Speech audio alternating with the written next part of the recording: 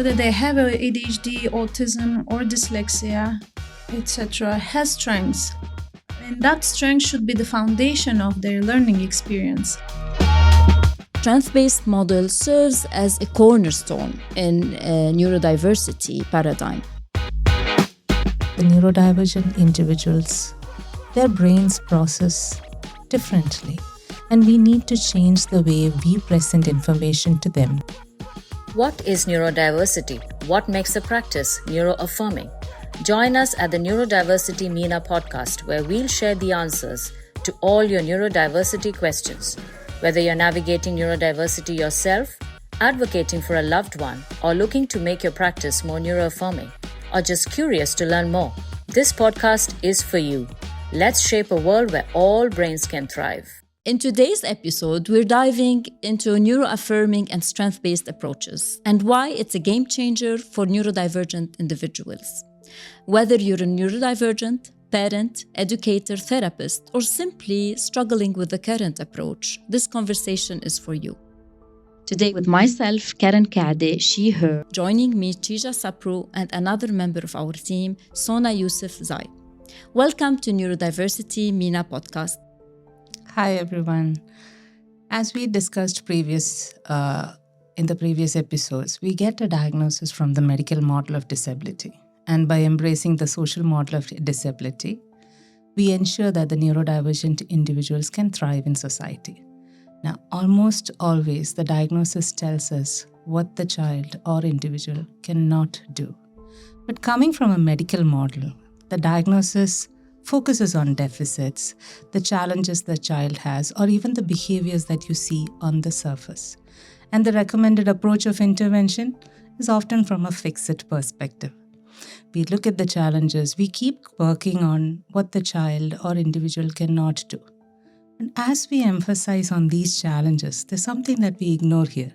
We ignore the child's interest or strengths, and we keep working towards what the child cannot do.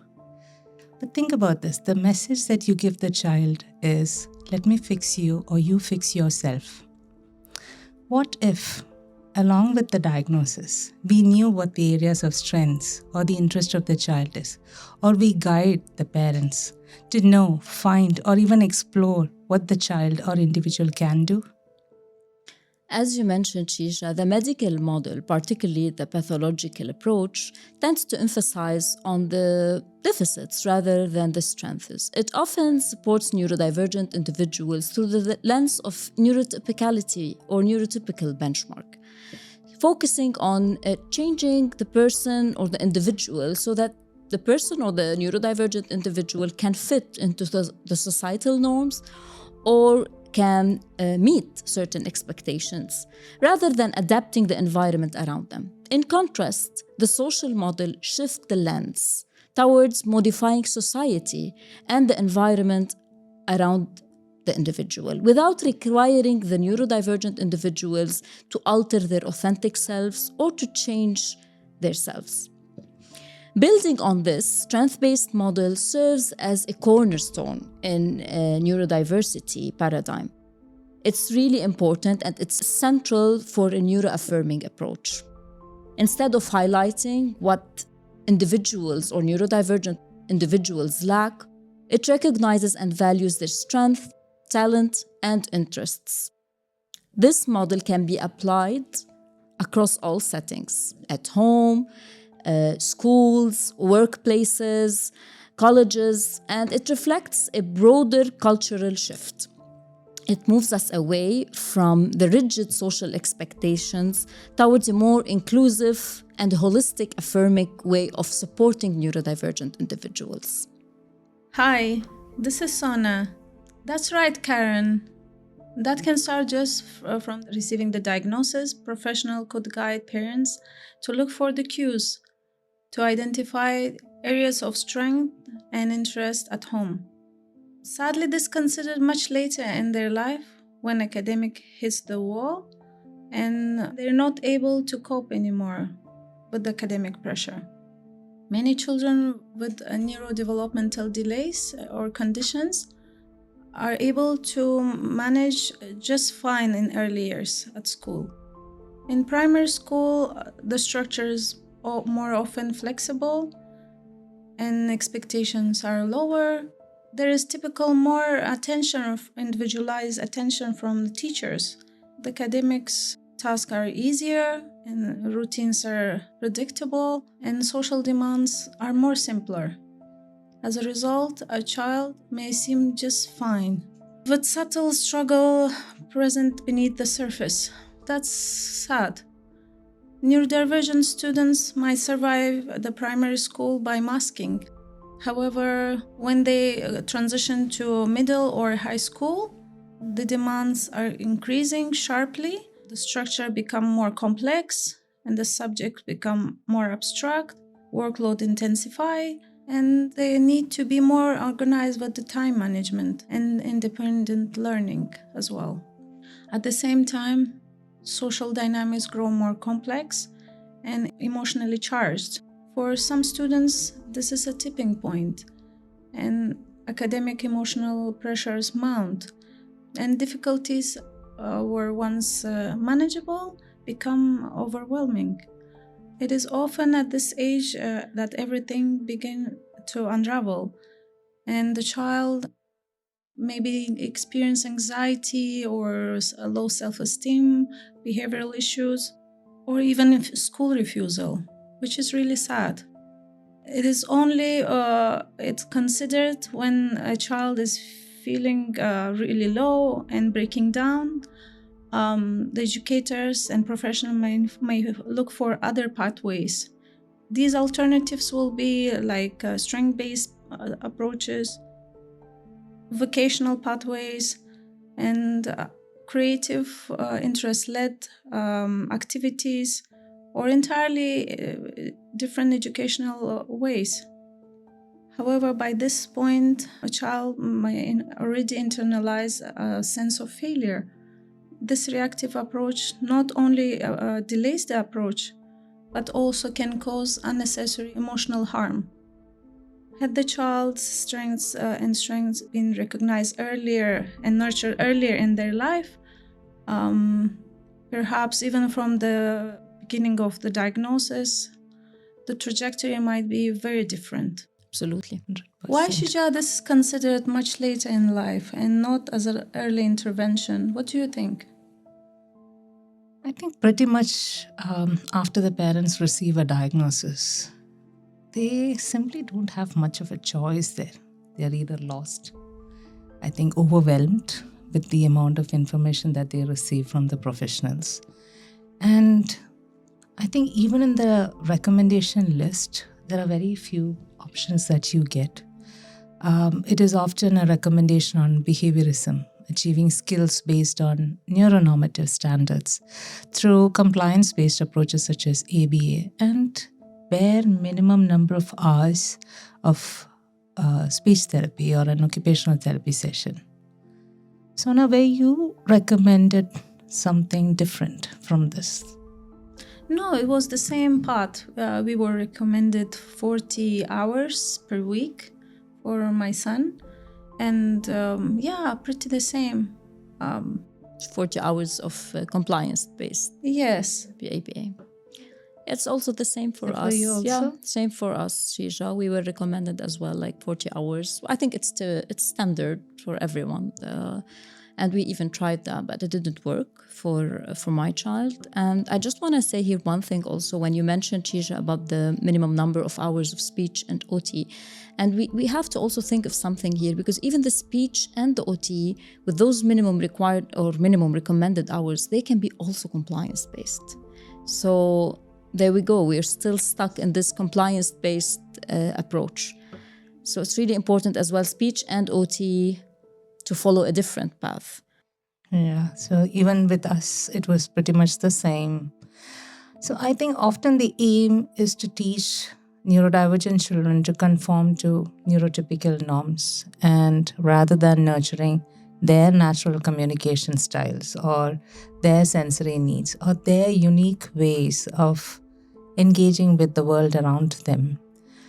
And none of these methods really emphasize their areas of strengths or interests.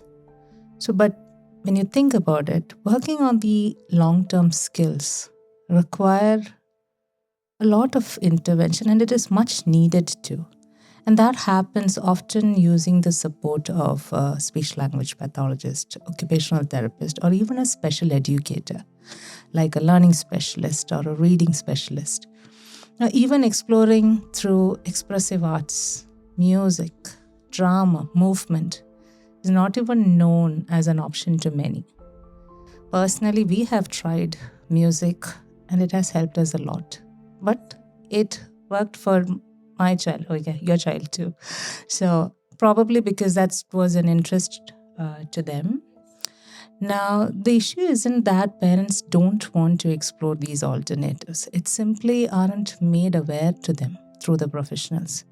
And because the dominance of, say, the medical and the behavioral model in diagnostics and early intervention services, it gives very little room for an informed choice.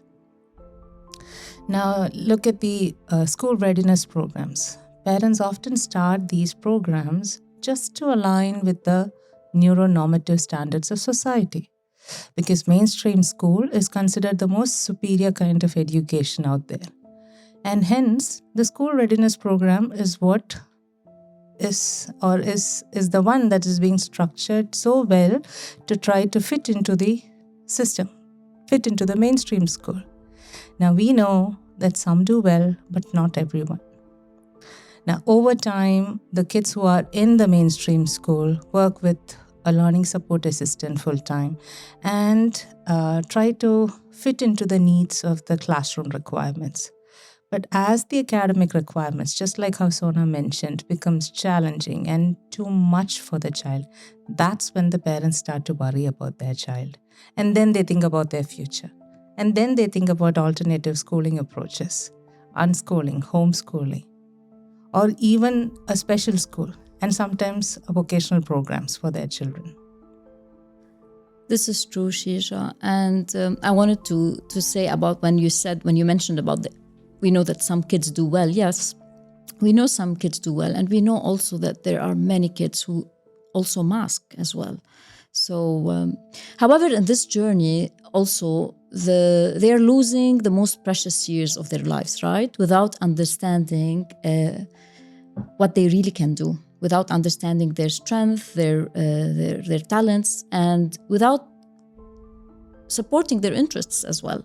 So by support here, we don't mean, an extra curricular activities at the end of the school day. We don't mean an extra music lesson or just an access to a topic of interest. It's much more than that, and we will discuss it later in this episode.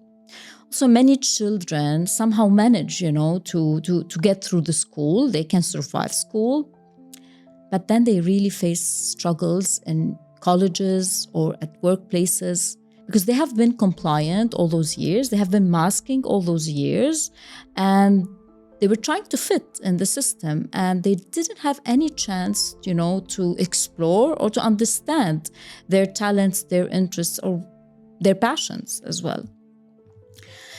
And this is really sad as well, because it's like years go by and they haven't explored, or if they have explored, they haven't really understood, or they haven't been supported, because the system is still focusing on what they cannot do rather on what they can do. That's true, Karen. And a strength-based education is the idea that every learner, regardless of their neurological profile, whether they have ADHD, autism, or dyslexia, etc., has strengths. And that strength should be the foundation of their learning experience. And a very popular quote comes to my mind by Deepak Chopra. I'm sure you would have heard of it. And if a child is weak or poor in math, but good at tennis, people will hire a math tutor. But I would rather hire a tennis coach. This sums up a strength-based approach perfectly. Exactly. That's just a wonderful example. And what if we could teach math and physics through tennis? Scoring is math, the motion, force of the ball, the area of the court, the angle of projection. Now, this helps in math and science to be meaningful to the child who is good at tennis.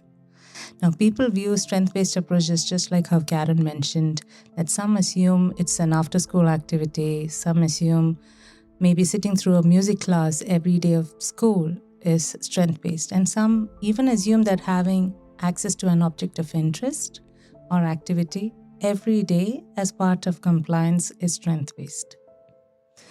Absolutely not. We should highlight here that these kind of accommodations and modifications, whether in classrooms, special school, or even at home, they don't mean that we are using a strength-based approach. They are the bare minimum rights that the neurodivergent children should be having. And irrespective of the setting or the approach, that this should be provided to them. Now, having access to an after-school activity, it's just learning another activity. That's it. And having access to a music session every school day is more of a calming strategy for the child. And having access to an object of interest or an activity every day as part of compliance, that's simply conforming to adult expectations there, and can be said as a manipulative tool too, as we are using the object of interest just to meet adult expectations. So a strength-based approach is not focusing on compliance or meeting adult expectations. Exactly, Shija. So a strength-based approach is meeting a child at the level they engaged at and giving them the autonomy to focus on their interests and passion and respecting their sensory needs as well. And also this means using their special interest or passion to address a challenge that the child faces. For example, if a child is struggling with the reading, using their favorite cartoon series would be a good subtitles and encouraging them to practice this skill more, thereby working on this lagging skill. It's a very good idea. Yeah. Cartoons. This approach becomes more meaningful for the child and he's intrinsically motivated to practice more. The task in question is not presented as a demand, and hence there is zero pressure on the child. Of course, the adult supervising the activity needs to be mindful about the time spent on it and also other aspects in question. As we all know, early childhood experience are set the foundation for their future growth, behavior, and development of a child. But this is where the role of adult working with the child and environment is very critical. Yes, Sona, I just want here to say when you mentioned all this and when you mentioned about the early childhood experiences, and yes, of course, they set the foundation and for future growth, and they're important. But we're not saying here by any chance that that's it.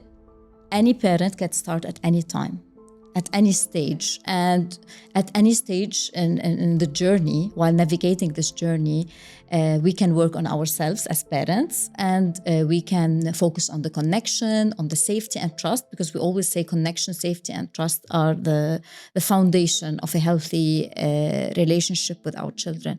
So we just don't want parents here to think that, okay, if it's too late, maybe it's too late now, my child is 10 or 11 or 12 or 13. It's never late to start working on the connection, safety, and trust with our kids, and to create safe environment for them where they can thrive. Yeah, true. So coming back to what Sona had mentioned about identifying the child's strengths, inherent capabilities, and what really moves them, this is often possible by the parent or the most involved adult with that child.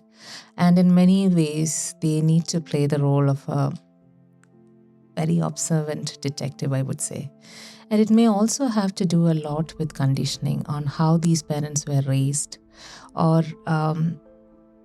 because these adults, if they really want to bring about a change, they must be willing to unlearn a good deal. Say, I'll give you a simple example there. When we see our child interested in music, the first thing that everybody does is take them for music lessons. Now, an interest in music and going for structured lessons might not go hand in hand, because conventional pattern is going through grade level books, they're having exams being done for music sessions, and very common instruments like guitar or say a keyboard or a piano.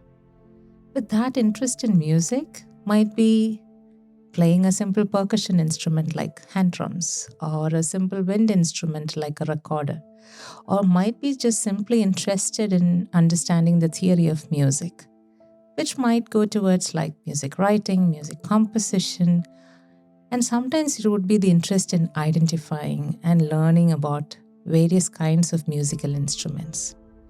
But all these options also could work on motor skills, fine and gross, bilateral coordination, and at the same time it strengthens the auditory skills, which works on the language too.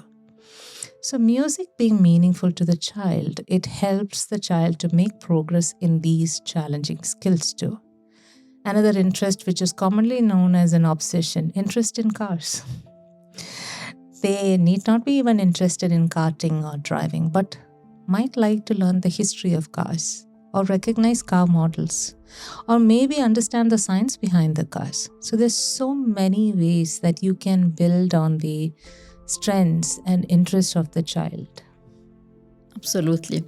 I also think here, Shija, that providing a safe and calm environment where the child is with a trusted adult is really crucial for the learning to happen, whether it's academics or anywhere else, even in the therapy rooms.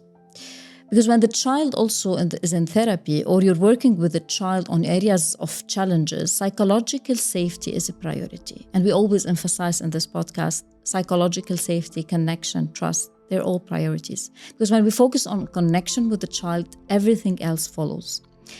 Parents often mention to us, but my child has no interest, or I haven't explored yet, or I haven't identified any strength or any interest or passion that my child has. But I need to remind here every parent that when we speak about strength-based approach, we're also celebrating the small wins. We're focusing on the interests, talents, without any expectations. We're just, for example, if we are trying to explore more about music or an interest in music, that doesn't mean we are expecting the child to be instrumentalist, right? Or if we are focusing on an interest or helping and supporting the interest of snakes for a child, that doesn't mean that we are expecting this child to be a herpetologist, or maybe an interest in dinosaurs to be paleontologist. So we don't have here any expectations. We're simply supporting them so that they can develop more self-confidence and they enjoy their interests, because they are really intrinsically motivated to dive deep and hyper-focus on these interests. Because, encouraging these little interests helps build the self-confidence, empowers neurodivergent children without any agenda or without any adult's expectation. And usually, honestly, these interests are pathologized by most of the adults working with the children, sometimes pathologized by the doctors, by the parents, everyone. And they're often they call them often obsessions or distractions from the main progress. So these interests sometimes are perceived as obsessions or distraction from the main progress, because at many times, like, these interests are completely different from the academic topics or the grade level, curriculums. So within the limited flexibility that we have in the existing curricula, it becomes really challenging for the teachers to focus on what the child can do, on the interests of these kids, and also parents to focus on the interests, especially after school hours. And they choose most often not to focus on these interests because that's not important for meeting academic goals, right? We need to focus more on the studying, doing the homeworks, preparing for the tests. And we're losing the precious time here that we could work on these interests, talents, and passions. And many of these interests fade away with time due to the lack of support, and also because in the process of focusing on what the child cannot do, these kids tend to have a diminished self-worth. So these interests are really meaningful to neurodivergents, whether adults or children, but we're mainly talking about children here.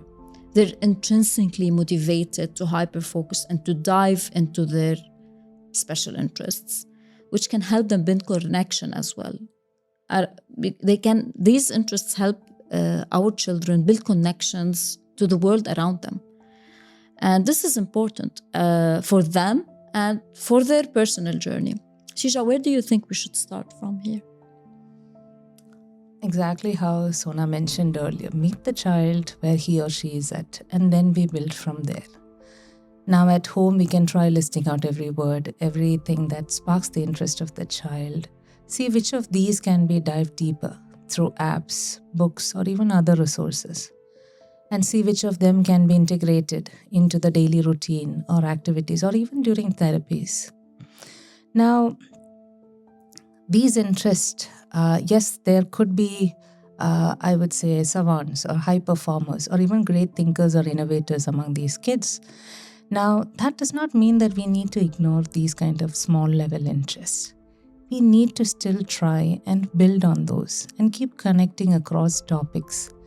Say, for example, if we could connect the car Dodge Viper with the snake Viper, or even the car Ford Shelby with the snake Cobra. That's interest in snakes too from cars. Or say with the car Jaguar, you can go to the interest in big cats too. Encourage them. Now, these are all general strategies, I would say. However, we might have to work differently for PDAs. Now, PDA is pathological demand avoidance. However, a more neuroaffirming term would be persistent drive for autonomy, which makes more sense. Now, this is a whole different topic for another episode. I'm going to keep that aside. But I would say educate and empower yourself. Train yourself to look beyond the conventional path. Now, we are very stuck in the way that we were educated or at educational models that's just readily available out there.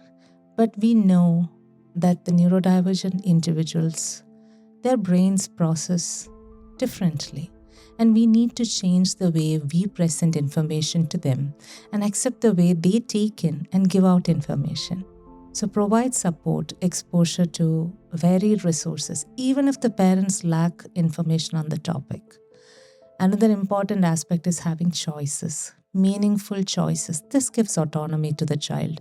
So even if the child lacks grade level academic skills and the child is interested in a topic that is nowhere related to academics at school, we still need to respect and embrace that choice. Now, teachers or therapists working with children, they should also be able to identify these interests and incorporate into their learning plan, making the learning relevant and meaningful to them. It's all about shifting here the lens from what's wrong to what's strong. Most often we get caught up in the challenges and focus on the challenges, thinking like we need to support the children so that they can reach their full potential. But what if there's another way to support the children? What if there's another pathway? The strength-based approach is definitely the way forward, because focusing on the challenges can lead to more internalized ableism. We have already spoken and mentioned and discussed ableism in our previous episodes. So we mentioned what does ableism mean and how can we be anti-ableist.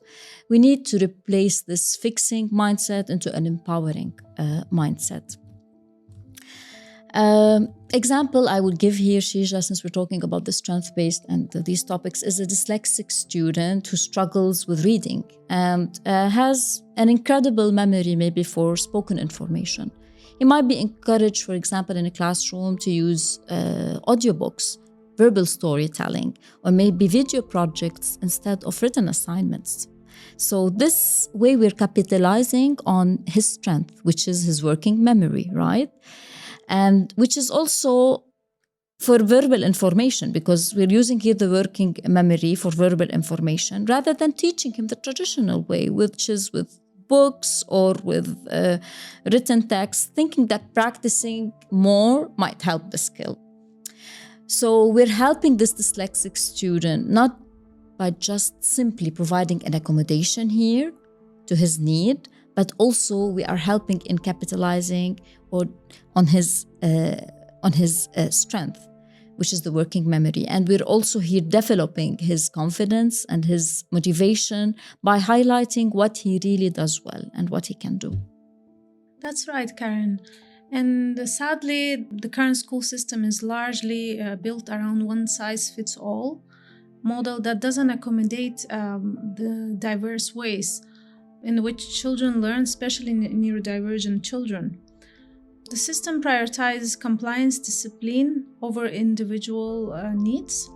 Most mainstream schools are expecting students to sit still, follow rigid schedules, and complete tasks in standardized ways, and even do the exams in standardized ways, which is particularly challenging for neurodivergent learners.